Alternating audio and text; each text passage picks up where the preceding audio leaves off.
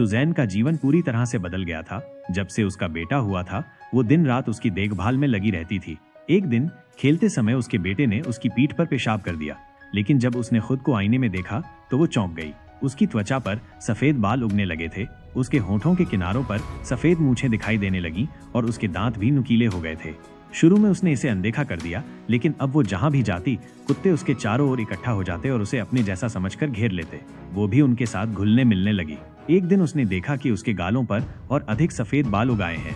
उसका ये बदलाव दिन ब दिन बढ़ता गया। एक दिन जब वो अपने भागते हुए बेटे को पकड़ने गई तो वो फिसलकर गिर गई। उसकी पीठ में तेज दर्द हुआ और जब उसने आईने में देखा तो उसने पाया कि जहाँ पहले बाल थे वहाँ अब एक उभार बन गया था। उसने सुई से उसे छेदा और अंदर से एक लंबा बाल निकला, बिल्कुल पूंछ की तरह। अब उसे अपने शरीर में हो रहे बदलावों का एहसास होने लगा।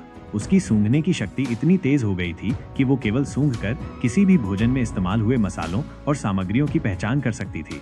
उसे अपने बचपन की एक रात याद आई।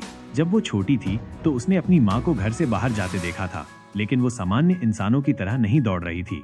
वो किसी जानवर की तरह दौड़ रही थी और फिर अंधेरे में गायब हो गई। उस रात के बाद उसकी माँ कभी नहीं लौटी। एक रात जब सुजैन ने घर के बाहर कुत्तों के भौंकने की आवाज सुनी तो उसने दरवाजा खोला। घर के बाहर 10-12 कुत्ते बैठे थे। उन्हें देखकर उसे अजीब खुशी महसूस हुई। वो उनके साथ खेलने लगी और जल्द ही उनमें से एक बन गई। अगली सुबह जब वो अपने बेटे के लिए नाश्ता बना रही थी तो उसका बेटा एक मरा हुआ चूहा लेकर आया। सुजैन ने डरकर उसे बाहर फेंकने को कहा, लेकिन जब उसने दरवाजे के बाहर देखा तो वो हैरान रह गई। वहाँ कई मरे हुए जानवरों के शव पड़े थे। उसे एहसास हुआ कि ये पिछली रात का नतीजा था। वो और कुत्ते शिकार पर निकले थे। अपने शरीर में हो रहे इस बदलाव का रहस्य जानने के लिए वो पुस्तकालय गई और इंसानों के जानवरों में बदलने से संबंधित किताबें खोजने लगी। लाइब्रेरियन ने हैरानी से उसकी बात सुनी और फिर उसे एक लोक कथा की किताब दी। ये पेरू की एक प्राचीन कहानी थी जिसमें कहा गया था कि कुछ महिलाएं बच्चे को जन्म देने के बाद जंगल में चली जाती हैं, वहां घोंसला बनाती हैं और फिर एक पवित्र पक्षी में बदलकर वहीं जीवन बिताती हैं। सुजैन इस कहानी में पूरी तरह खो गई।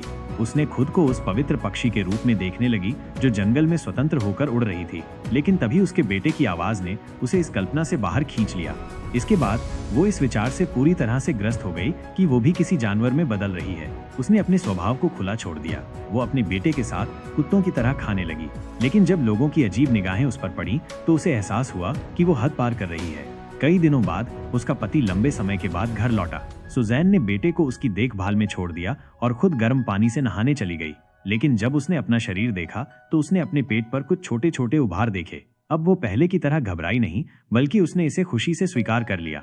लेकिन तभी उसका पति बच्चे को गोद में लेकर गुस्से में आया। उसने शिकायत की कि सुजैन बच्चे के लिए दूध पाउडर खरीदना भूल गई।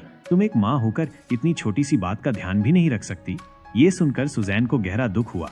उसने अपनी स्वतंत्रता छोड़कर अपने बच्चे की परवरिश की थी, लेकिन एक छोटी सी गलती पर उसे ताने सुनने पड़े। रात को उसका बेटा सोने के लिए तैयार नहीं था।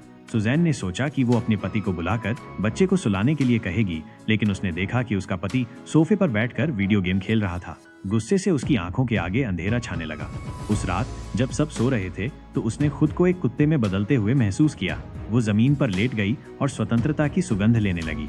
तभी उसे सच्चाई का एहसास हुआ। वो जो भी अनुभव कर रही थी वो केवल उसकी कल्पना थी। उसका शरीर नहीं बदल रहा था, बल्कि उसका मन बदलाव चाहता था।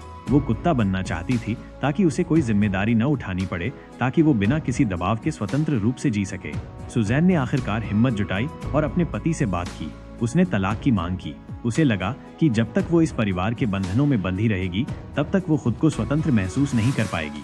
हर माँ कभी न कभी एक लड़की थी, खुश, स्वतंत्र और सपनों से भरी। लेकिन जब वो माँ बनती है तो उसका जीवन बदल जाता है। वो अपने पुराने दिनों को याद करती है, लेकिन बच्चे की जिम्मेदारी उसे आगे बढ़ने नहीं देती।